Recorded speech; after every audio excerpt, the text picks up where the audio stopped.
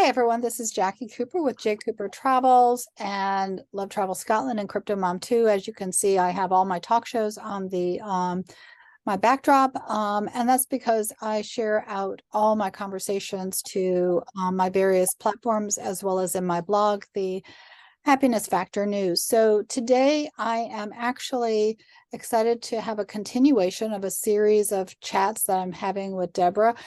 Before I kind of hop over to her, for those that are new to J Cooper Travels, it's about how do we travel in life, not just about geographically where we go, even though for sure this year we're going to be talking more about places around the world. It's also how do we travel in life, both personally, professionally, with family and within ourselves. And so Deborah's life has been really extraordinary, and her family actually is part of our history. And so she has written a number of books, more than a number. And we've had a variety of conversations on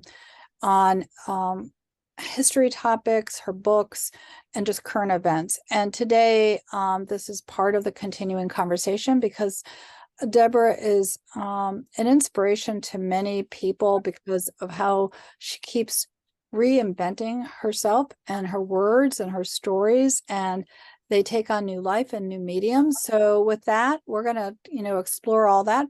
Deborah, how are you doing today? Wonderful.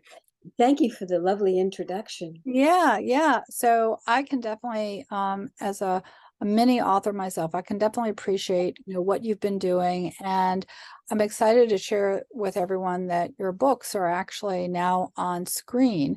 But before they became, into that form of media, you had a journey and a process that you had to do and learn as well. But for those, before we actually get to the filming side and also the description of how you learned about scripts and that whole world, why don't you give a little bit of history about yourself and how you decided to start writing, because you had a vision that was really inspired by your parents. And so I want to do it justice. So why don't you go ahead and share more about your background, and then we'll hop into the current events of today. All right.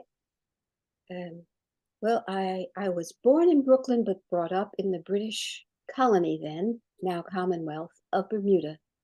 Right? And the family is the only Jewish family to have lived on the island for 4 generations. And after World War II, we went back to the Bermuda family, my mother's family, and I was part of the British education system, and it's rather rigorous, actually. And I have a picture of me almost in diapers with a number 2 pen writing. It was part of who I was and who my parents were. They were both graduates of Harvard, Radcliffe and Harvard. So they were rather literary individuals. And so I was used to books around the house and always. And when we came back to America, to New York, when I was about 7 or 8, um, that hadn't changed. In fact, my dad took us to the library every single weekend, and we were allowed to choose a book to take home with us. And if we didn't choose, it was chosen for us by my father. I did not know at the time that he had been a military intelligence officer during World War II, um, but I knew well enough to find a book quickly, and so reading was always part of who we were. When I first started to publish something was in high school, because a teacher took one of my short stories and suggested I give it to the school newspaper to publish. And I thought, oh, okay. Had no idea that it was that interesting. I've been called the most clueless person on the planet by my older brother for a good reason. But I kept on writing as I went to Harvard, and it was always something that was necessary, and I branched out early into grant writing in my profession as a nonprofit executive, and then newsletters and all kinds of articles. And I was approached in Chicago when I worked for the American Jewish Committee by the liturgical publication office of the Catholic Archdiocese there, asking me if I would write something with them. And that's how I really got started. It was not the first thing I'd written. The reason they decided to talk to me was I had published an article in the American Dance History magazine on Baroque dance, which I was a dancer, it was my passion. And when I said, well, I haven't written on religion before, and they said, you've written, you've published, that's all that counts. Okay, and off we went. And that's a story for anyone who is published. It's amazing what you can do. And I kept going. So it's been 15 books, awards, and just joy in doing it. And then I felt the world had changed enough that I needed to learn how to write scripts. I got a coach. I wrote a TV pilot. It's won awards in 21 different film festivals, but hasn't been produced. If you're listening to this and you're a producer, call me up.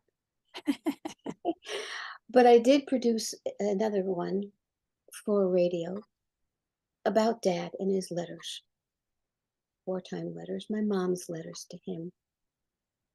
It got picked up by a national TV platform, and we made it into a documentary with visuals. So why don't you go ahead and show the cover of the book, and that way we can start sharing. For those that are on the audio side, definitely hop over to my YouTube side. Definitely, like and subscribe both on the audio as well as on the YouTube. So that way you can stay current on all the various people that I'm talking to. So what we see here is the untold story of a World War II Liberator. So why don't you go ahead and share a little bit more about what we're seeing and what it's all about? Sure. This is my father in his early mid-20s in the 1940s, having graduated Harvard, finally enlisted. It took him a while because he was too skinny to get involved. They rejected him until he noshed all the time on ice cream sodas. And he was sent to a place called Fort Ritchie, which was a secret military intelligence camp where they trained individuals, often Jews, who had grown up speaking German or French and were designated to be both spies and to interrogate Nazi prisoners of war. And that's what he did. And during his work, he liberated a death camp. He'd seen more than one. He liberated Nordhausen, which was an underground death camp, storage facility for dead bodies. Terrible place. So I learned that he had written all these letters to my mother and her to him, and he'd kept them all in a file cabinet hidden away in his closet. When I took the job in Tulsa, Oklahoma, with the Jewish Federation shortly after the Oklahoma City bombing. And part of my job was to deal with the media and the community and deal with the presence of neo-Nazis running around the town. That's when he told me he had those letters. And he came to Tulsa to make sure that his baby was being taken care of. The FBI had my back. And when I heard what he had done, put him on radio to do a an interview. And that was the start of my work with his history, his letters, his stories. It changed my life, and I have a feeling gave him quite a bit of satisfaction. Do you want to show a picture of your mom and also one of the letters? I sure do. Let's see.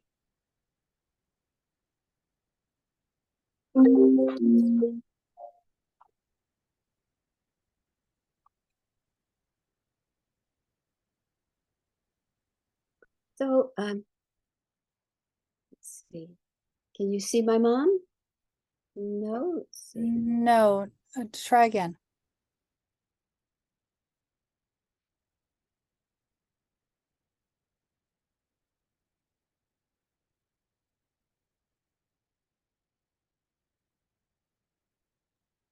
Let's see.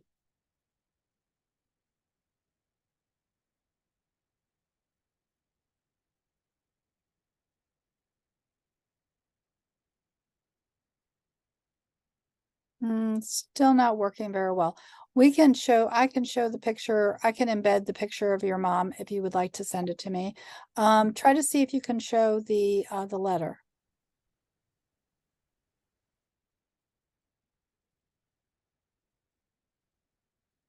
Okay, perfect. So that's one of the letters that was sent. So talk about the process of your learning how to write scripts, how to get funded, how to network in this business, because that's a whole nother area that you were learning about. Yes, indeed. All right. So, as you can see, the letter is handwritten, and it is beautiful. Dearest darling, she called him, this military officer, honey boy. He called her, for reasons I've never figured out, pie face. So they loved each other, and I felt that that legacy, in addition to the wartime experiences, really should be told.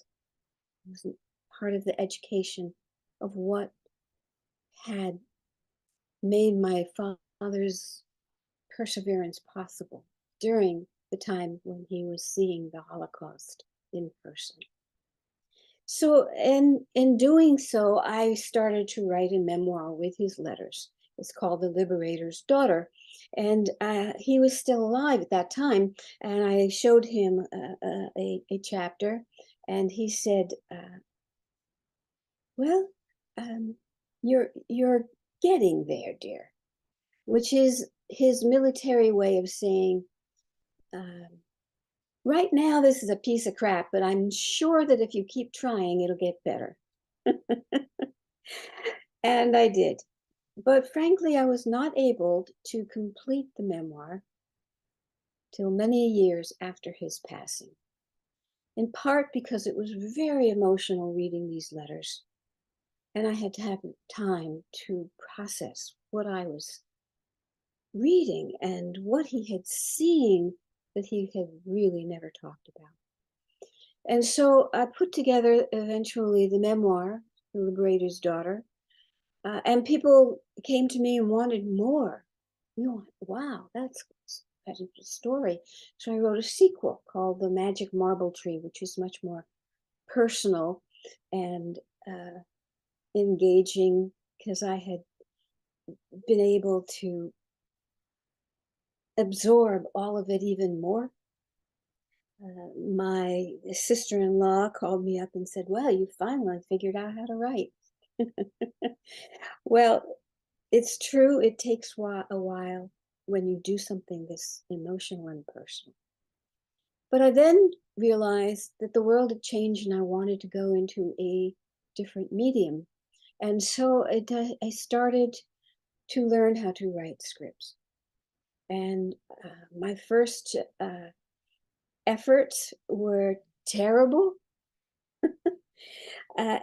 So I had to hire a coach, which I did. And I was very grateful for his patience and loving kindness and perseverance with me.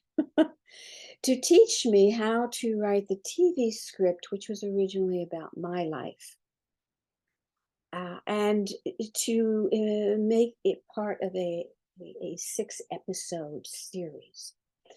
And The Liberator's Daughter is a beautiful thing.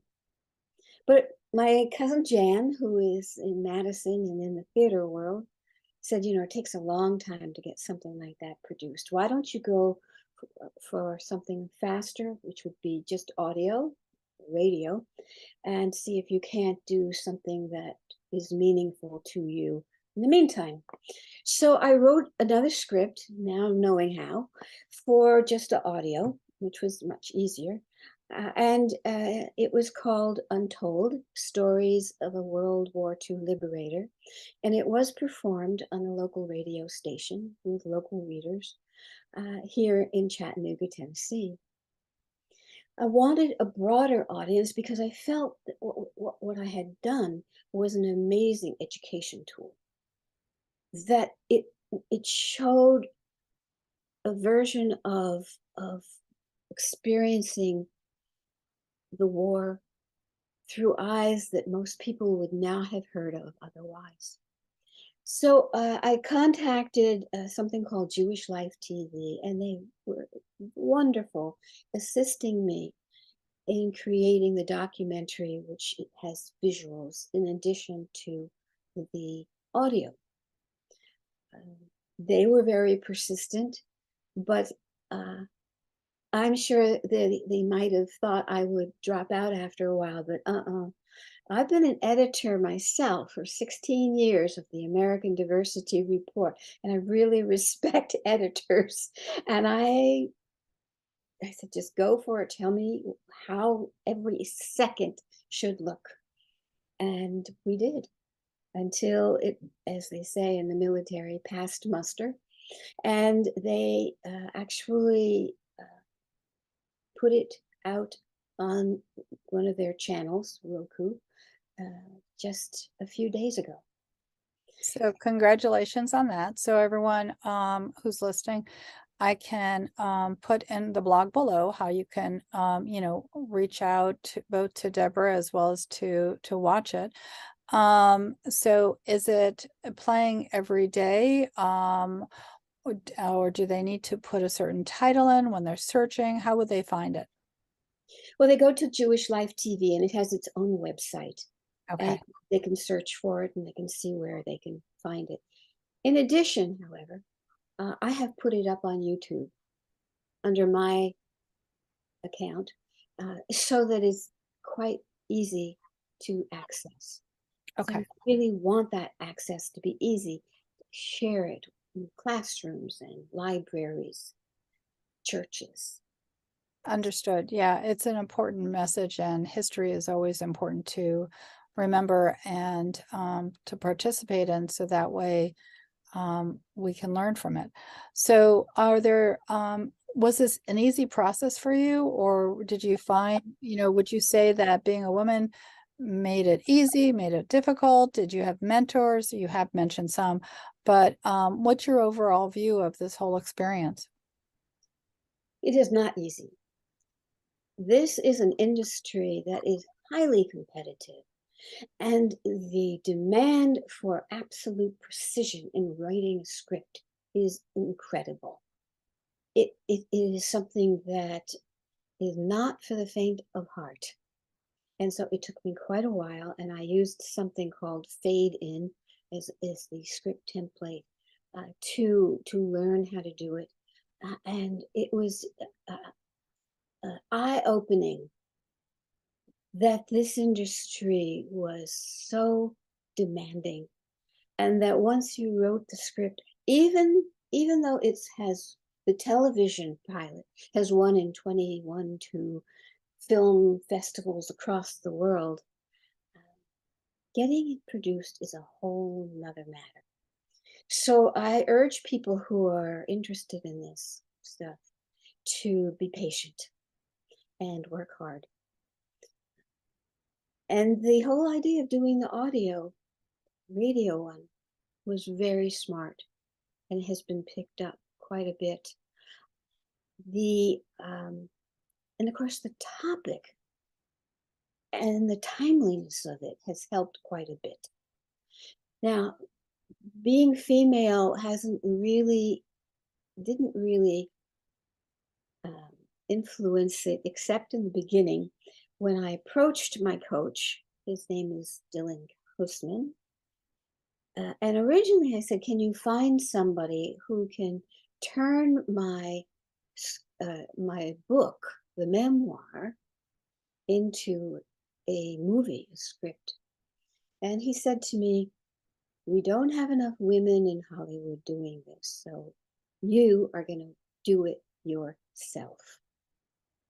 And that was how I got started. That's what he wanted, and I am so grateful for it. This is as I say, a tough industry. It's about who you know, not not an easy one to get out there.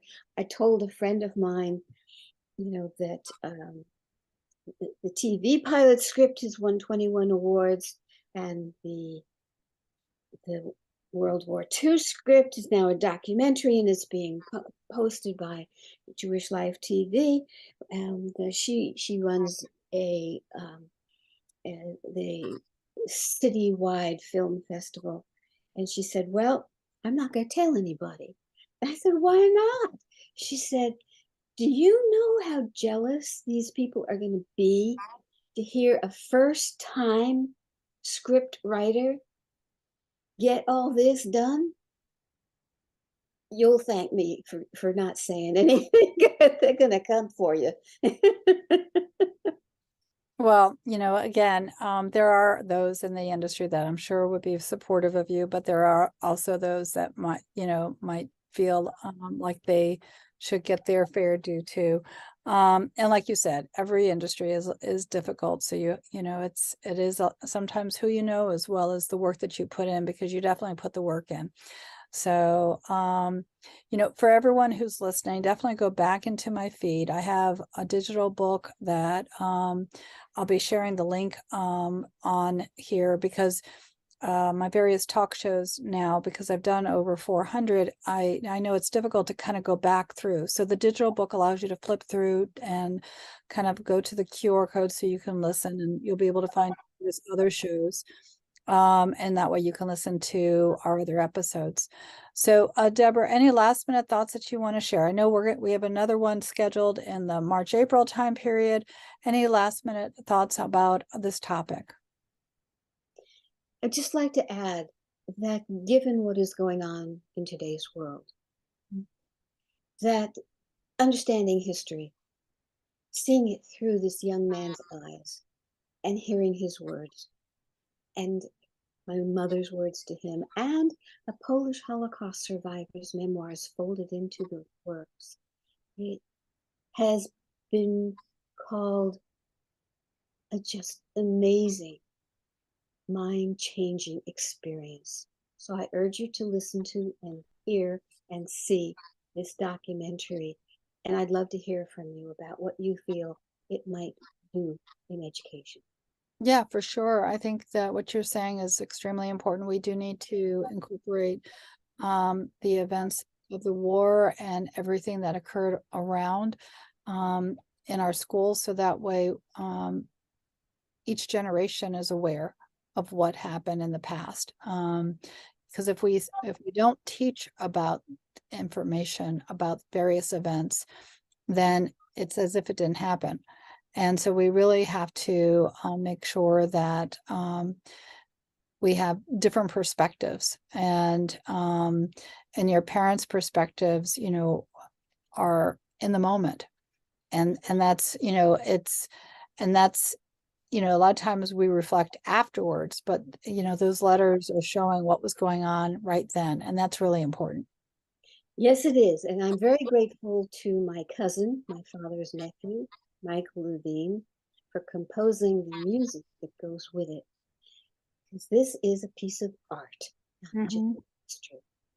Yeah, for sure, for sure. So everyone, definitely go ahead and take a listen, and then share with Deborah, your comments and, you know, how you were impacted by it and maybe who you're going to be sharing it out with, because it's all about passing it, paying it forward.